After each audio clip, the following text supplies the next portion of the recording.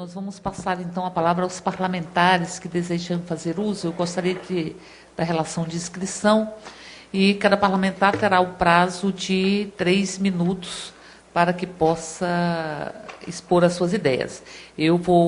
Nós temos inscrito o pastor Eurico e o pastor Marco Feliciano.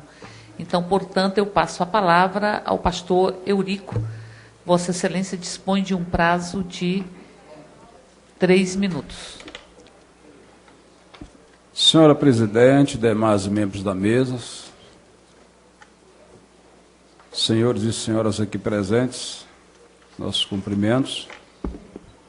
Gostaria de, apesar de aceitarmos e respeitarmos a decisão que foi tomada pelo presidente dessa comissão, bom seríamos ter o contraditório na mesa hoje, mesmo com todo respeito, sem agressões, sem violência, mas com o direito de que todos pudessem falar. Mesmo assim, tratando-se do assunto da psicologia, que foi, eu entendi ser restrito, mas ele já abriu um leque muito grande para outras situações.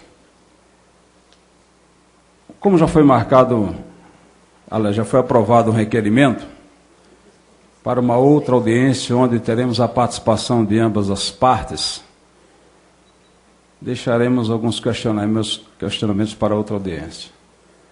Primeiro, gostaria de trazer à tona um questionamento que em todas as reuniões se falam, sobre a laicidade do Estado. Isso aqui não tem nada a ver com laicidade do Estado. O Estado laico, ao contrário, ele permite isso acontecer. Até porque, quando se trata de Estado laico, isso começou há 4 séculos, onde a laicidade do Estado significava o Estado está ausente, ou seja, aliás, não ter um direcionamento com o segmento A ou B. Para isso, nós temos que ter o direito do ateu, do evangélico, do cristão, seja lá quem for. Para isso, nós convivemos com os símbolos religiosos. Para isso, nós aceitamos hoje colocar nome de ruas com nomes de santos ou coisas semelhantes, cidades com nomes religiosos, porque o Estado é laico, permite tudo isso. A discussão aqui não tem nada a ver com laicidade do Estado. O grande problema, o que nos deixa perplexos, é que os evangélicos nesse Brasil, em todas essas discussões, são tratados de homofóbicos. E homofobia é uma doença, é uma patologia clínica, onde o homofóbico, ele não aceita a pessoa, não aceita as práticas e quer exterminá-lo, acabar, destruir essa pessoa. Isso sim é homofobia. Nós, os evangélicos, não andamos matando ninguém, principalmente homossexuais. Ao contrário. Eu convivo com tantas pessoas homossexuais e nunca tive ódio nem quis matar. Questão de princípio e um direito meu, se eu não concordo com a prática homossexual, é uma questão minha, que tem que ser respeitada também. Mas eu convivo com as pessoas homossexuais, sem nenhum problema. Se eu fosse homofóbico, como dizem, então, com todo respeito ao nosso amigo Tony Reis, já tinha que exterminá-lo. Eu não sou esse homofóbico, ou nenhum outro que aqui está. Nós brigamos por respeitos e consideração, tal quais eles brigam. A Constituição já garante os direitos fundamentais do cidadão. Nós não somos a favor de violência. Agora, quando se trata da questão da psicologia, deixa a desejar alguns posicionamentos que foram tomados pelo Conselho Federal. Ora, se um heterossexual quiser agora buscar um psicólogo para pedir orientação, eu quero deixar de ser hétero, vai poder atender? Eu não quero ser mais hétero, agora eu quero ser homossexual, vai poder atender? Essa é que é a situação. Então, se um homossexual, ele busca um psicólogo, quer uma orientação, por que ele não pode ser atendido? Essa é a função do psicólogo.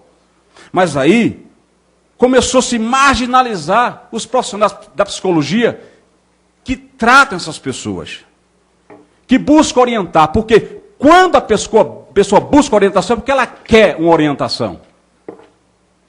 Não se trata de psicólogos estarem batendo nas portas por aí, chamando as pessoas, vem cá, eu quero aconselhar você, quero mudar você. Não, problema seu. Você quer ser homossexual, é problema seu. Agora, quando o homossexual busca essa orientação, agora os psicólogos são taxados de quê? São marginalizados? São proibidos de exercerem sua profissão? São praticamente caçados? Senhora presidente, eu acho que precisamos rever alguns conceitos. Lamentavelmente, o nosso tempo é muito curto. Mas eu gostaria que nós pudéssemos pensar nos direitos, tanto quanto se fala em direitos, é que os direitos dos homossexuais de hoje, que querem deixar o homossexualismo, eles possam ser também respeitados e os psicólogos possam lhe atender e orientá-los dentro daquele que for possível. Essa é a nossa colocação, respeitando a todos que aqui estão. Só encerro dizendo, nós não concordamos em sermos taxados de homofóbicos por não concordarmos com os posicionamentos. Assassinato existe, são muitos. Agora, as estatísticas também mostram que a maioria dos assassinatos de homossexuais foram praticados pelos próprios parceiros homossexuais. Isso também é estatística, ninguém fala. Se existe uma classe que não admite traição, são os homossexuais. E como fica a situação? Nós, evangélicos, não andamos assassinando homossexuais, nem matando ninguém, senhor Tony Reis. No dia que o senhor mostrar um evangélico matando um homossexual, me chama que eu gostaria de lhe dar um abraço muito forte, dizer, esse sim é homossexual, esse é homofóbico, mas eu não sou.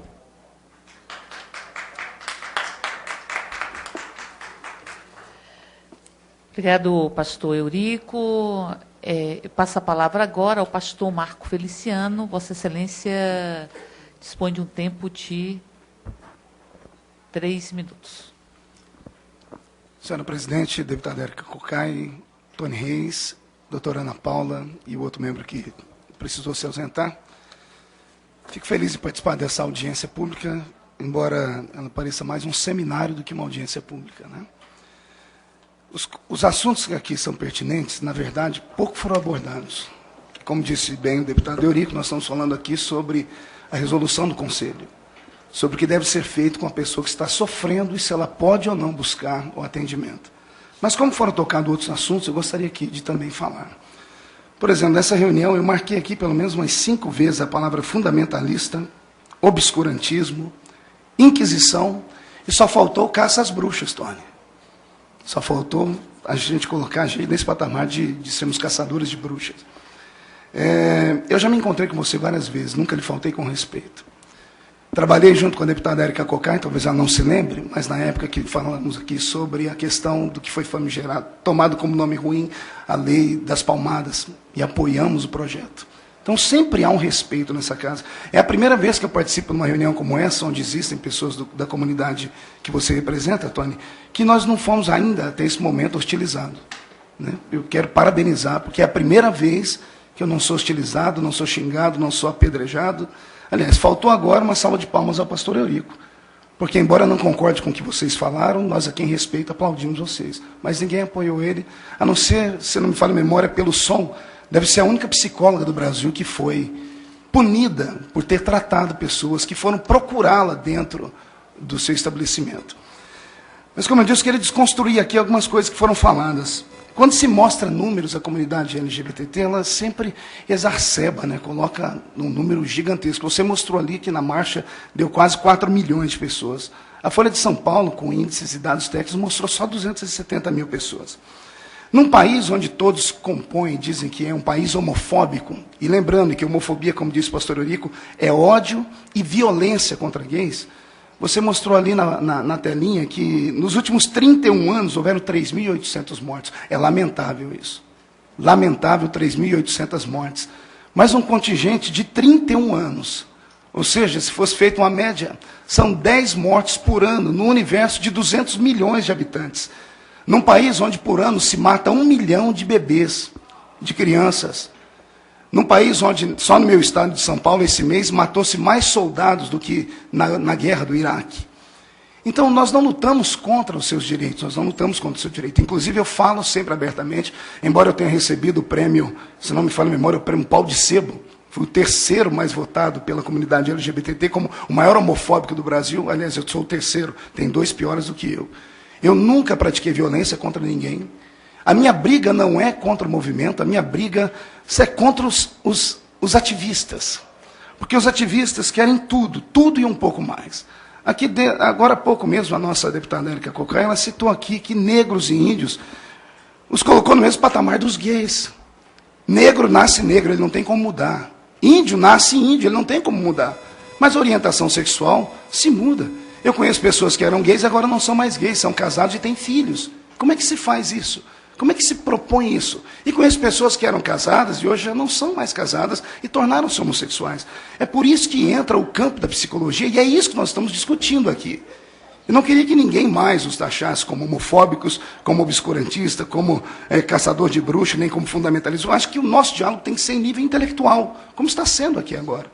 Estamos colocando aqui o desagravo do deputado pastor Eurico, é o mesmo desagravo que o meu, e de repente alguém está pensando aqui, só tem 2 pastores aqui para discutir esse assunto, só esses 2 que são contra tudo isso. Na verdade, não. Quando se fala do assunto homossexualidade aqui nessa casa, vai em off falar com cada um dos deputados, a maioria deles, 90%, são tudo contra tudo que é feito aqui. Mas quando você pede apoio a eles, eles dizem, não posso, porque a mídia vai vir em cima de mim, vão desconstruir a minha imagem, eu vou ser chamado de retrógrado, não vou ser progressista e coisas mais. Então, o que eu quero saber aqui, como é que fica a posição da pessoa que ela não quer ser. Ela nasceu homem, nasceu mulher.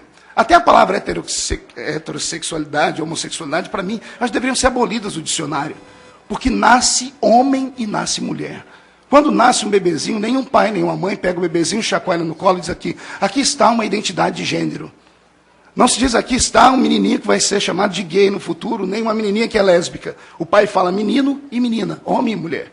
Você citou agora há pouco ali o artigo 5º da Constituição, onde fala sobre nós, sobre direito da Constituição. Na mesma Constituição, no artigo 226, ainda fala e continua lá que casamento é só entre homem e mulher. O Supremo não mudou a lei, o Supremo não tem essa legitimidade. O Supremo arguiu numa instância.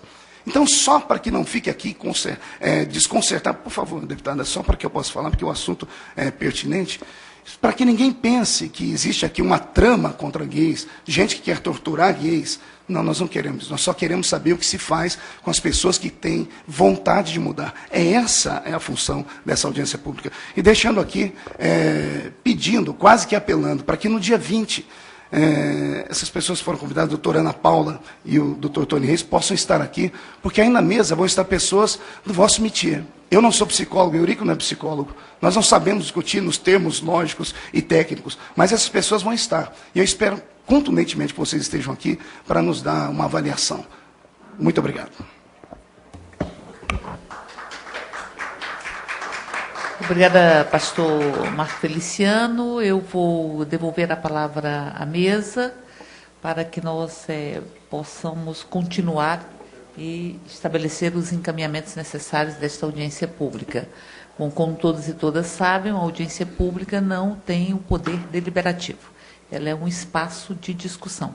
E essa audiência pública acontece em função de uma outra audiência pública que ocorreu aqui nesta casa, onde não havia a possibilidade de termos posições Pela ordem, diferentes. senhor presidente. Nessa audiência pública, só não vi, as pessoas foram convidadas e foram impedidas de terem vindo. Temos documentos na mão de pessoas que receberam cartas para não estarem aqui. Foram convidados todos contraditórios. Só vieram as pessoas que nós convidamos e as demais não quiseram vir. Por isso, o presidente da mesa está encaminhando uma terceira audiência para que não haja nenhum tipo de constrangimento e venham as pessoas. Só queria que isso fosse registrado. Então, só reafirmando o que eu estava falando, a audiência pública que aconteceu, a mesa não tinha o contraditório. Então, em função disso, nós fizemos uma outra audiência pública, com muita oposição e resistência, inclusive, da bancada, de algumas pessoas da bancada, e fizemos... Deputado, você me permitiu terminar de falar? Permito. E o deputado Mandetta, presidente desta comissão, faz uma discussão de uma terceira audiência, aí conduzida por ele mesmo, proposta por ele, para que haja as duas posições à mesa. Então, portanto, nós estamos aqui realizando o contraditório de uma audiência pública, que, aliás, houve muito nervosismo, eu diria. Não é? Nós estamos hoje aqui numa audiência extremamente tranquila, mas houve muito nervosismos, agressões, inclusive. Não me lembro né? disso, eu estava presente. Temos Deputado, gravado o senhor me permite concluir? O senhor me permite que eu possa terminar? Que eu fale depois? Claro, então, com certeza. Então, nós fomos acusados de vivenciarmos a cristofobia, uma confusão muito perigosa entre ciência e religião, muito perigosa, como é perigosa também a lógica do Estado seguir uma concepção religiosa. O Estado tem que assegurar a liberdade de credo. A liberdade de credo, ela é princípio constitucional, e todos nós defendemos a liberdade de credo. Mas é muito perigoso quando nós temos o Estado vergado por uma lógica religiosa. Os evangélicos enfrentaram isso, né?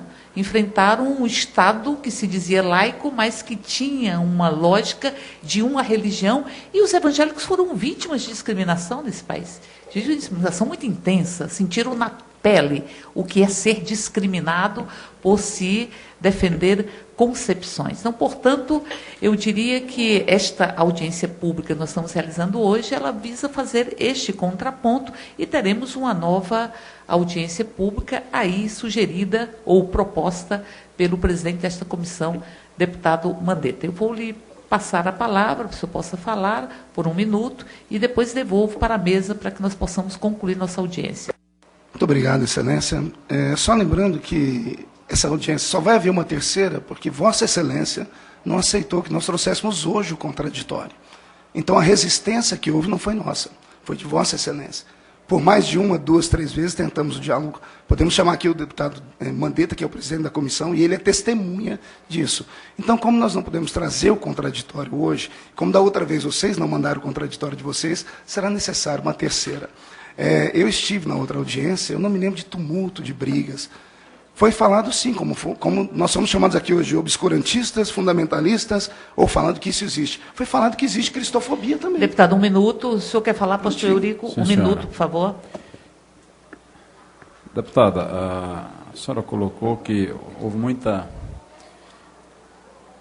Seria guerra aqui na comissão quando a senhora fez essa propositura do requerimento. Conjuntamente, eu, pastor Marco Feliciano, entramos com requerimento, pedindo para ser inserido os nomes. A senhora que não aceitou. E o presidente tomou essa decisão que nós aceitamos. É uma questão até de princípios constitucional, devemos estar brigando, mas não vamos aceitar. Tudo bem, não há problema. Nós não queremos briga, não é guerra. Não é guerra, deputada Érica. Deputado, 1 minuto, eu apenas vou argumentar que já houve uma audiência onde não havia o contraditório. Então, portanto, houve uma audiência onde não havia o contraditório. Uma audiência com muito nervosismo, com muitos ataques explícitos, nervosos, onde, inclusive, não se respeitou o tempo de fala de cada um dos expositores, o tempo foi exacerbado, os vídeos estão aí para provar, enfim, em onde nós fomos agredidos, não é? Agredidos por parlamentares, por pessoas que estavam à mesa, e esta audiência de hoje é o contraditório que deveria ter havido na primeira audiência. Então, é óbvio que nós não aceitaríamos, e minhas posições são extremamente públicas, não aceitaríamos que nós tivéssemos as concepções e as confrontações diminuídas. Na medida em que houve uma audiência sem contraditório, apenas com uma posição nervosa, pouco científica, agressiva, onde se estabeleceu uma cristofobia, ou seja, se arranca para o campo da religiosidade, uma discussão que tem que haver sob a luz da ciência e dos direitos da pessoa humana, a mesma forma como se diz, há movimento de apoio, se cita concepções religiosas santificadas, justificados, enfim, nós queremos trazer trazer a discussão para o campo da ciência, nós queremos trazer a discussão para o campo da ética profissional, o que cabe um psicólogo, o que cabe você ter um diploma que custou muitas vezes impostos da sociedade e para quem ele tem que servir. Ele não pode servir esse diploma para que você estabeleça uma patologização de uma forma de ser, ou que se trate como uma opção. Uma opção. Hoje eu sou hétero, amanhã eu sou homo, enfim, e por aí eu vou, caminha a minha humanidade. Nós estamos falando aqui da necessidade, da liberdade das pessoas serem como são.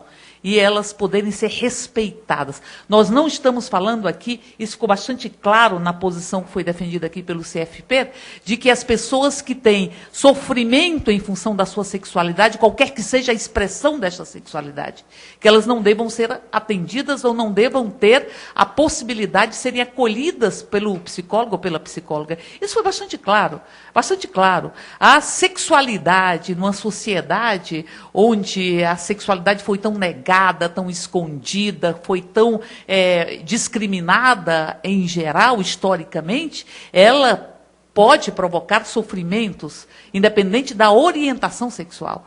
E o psicólogo tem o dever de acolher e de lidar com o sofrimento, para evitar o sofrimento. Isso é diferente de dizer que há cura para a homossexualidade, porque eu estou jogando para o campo da patologização, portanto, eu estou jogando para o campo de que a pessoa homoafetiva, ela tem uma doença que precisa ser curada, portanto, eu caio na lógica homofóbica, porque eu considero doença como Hitler já considerou doença, expressões da vida, a condição de cigano, enfim, eu caio na lógica de considerar doença uma expressão da sexualidade que sempre existiu e que precisa ser respeitada pela sociedade e que precisa ser considerada natural como expressão da diversidade humana. Então, essa é a discussão que nós queremos fazer aqui. Não que o psicólogo não possa atender, ele deve atender. Ele tem que lidar com o sofrimento psíquico, independente de qual que seja esse sofrimento psíquico, para poder acolher, para poder dar condição das pessoas, inclusive, se aceitarem, das pessoas, enfim, serem felizes. Né? Essa é a função da condição de psicólogo. Agora, isso é diferente do psicólogo receber para curar o que não é doença. E quando eu digo que posso curar, eu estou levando para o campo da doença, e o campo da doença é um campo que leva a um sentimento de isolamento, discriminação e de relações homofóbicas. Porque, veja bem, não se mata apenas literalmente. Não é? Eu penso assim, o ser humano é um ser afetivo. Não é? Nós somos seres afetivos, somos seres faltantes. Quando se nega os espaços para que a afetividade possa ser expressa, para que o beijo possa ser liberto, para que o carinho possa ser exercido, quando se nega esses espaços, é morte em vida. É morte em vida. É impedir que a pessoa possa exercer a sua humanidade. Quando se nega a forma que as pessoas têm para se relacionar, como ela se percebe, como ela percebe o outro, é morte em vida. E reafirmo, as mortes que foram listadas aqui, elas foram construídas por um processo simbólico de desumanização. Quando se nega o direito das pessoas viverem juntos, quando se nega o direito das pessoas se amarem, quando se nega o direito das pessoas libertarem os seus próprios sentimentos, exercerem a sua afetividade, em verdade está se desumanizando. Está impedindo que elas se reconheçam e sejam reconhecidas enquanto seres humanos.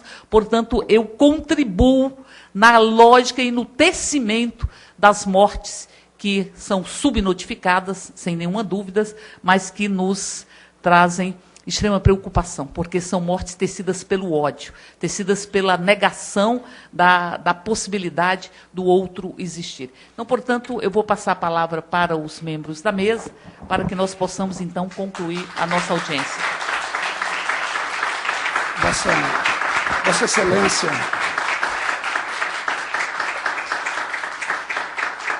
Vossa Excelência, com toda a educação e brio que tem, consideraria esse humilde deputado só mais um minuto, senhora presidente? Com certeza. O senhor tem 1 minuto. O senhor prefere falar agora 1 minuto? Não, falo agora. 1 minuto. Falo porque eu vou ter que me ausentar, porque já chamaram de volta lá dentro do... Então, o senhor tem, Vossa Excelência, tem 1 minuto. Perfeito.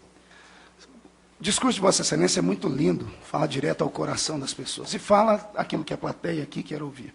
E, mais uma vez, nos coloca como se fôssemos aqui palhaços. E nós não somos palhaços.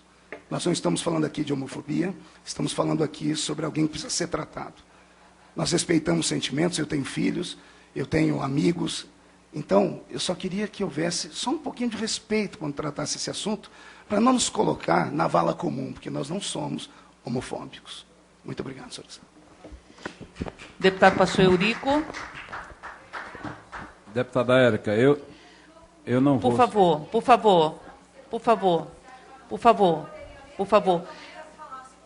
favor. Não. Esse tipo de comportamento é nervoso, né? É que não provoca uma discussão, que a discussão possa fluir. Eu não recebi nenhum documento. Havia um documento que foi recebido pelo presidente da comissão e nós não vamos possibilitar que seja lido. Nós temos vários textos aqui que foram colocados que nós também podemos ler. Podemos ler as curas para uma enfermidade que não existe, que é o documento da OPAS, podemos ler o documento da UNAIDS. Então, portanto, nós temos uma opção para seguirmos o regimento conforme foi professado aqui pelo presidente da comissão. Nós vamos colocar para os expositores, fizeram as suas exposições, nós abrimos para os parlamentares aqui presentes, nós concedemos a palavra quantas vezes ela foi solicitada para o pastor Marco Feliciano e vamos conceder também para o pastor Eurico, vamos devolver para a mesa e vamos concluir a nossa audiência. Eu sinto muito, mas nós não estamos abrindo espaço, seguindo estritamente o regimento, que poderia, obviamente, ser flexibilizado, mas nós optamos por seguir acatando, inclusive, os encaminhamentos estabelecidos pelo presidente da comissão, que recebeu o documento de Vossa Senhoria, nós não recebemos, ele recebeu, mas nós optamos por não ler nenhum documento que chegou à mesa, e nós temos aqui pelo menos 4 documentos, considerando o de Vossa Senhoria, que foi entregue ao presidente da comissão e que depois o presidente solicitou. Então, eu não tenho o documento aqui, inclusive, porque o presidente solicitou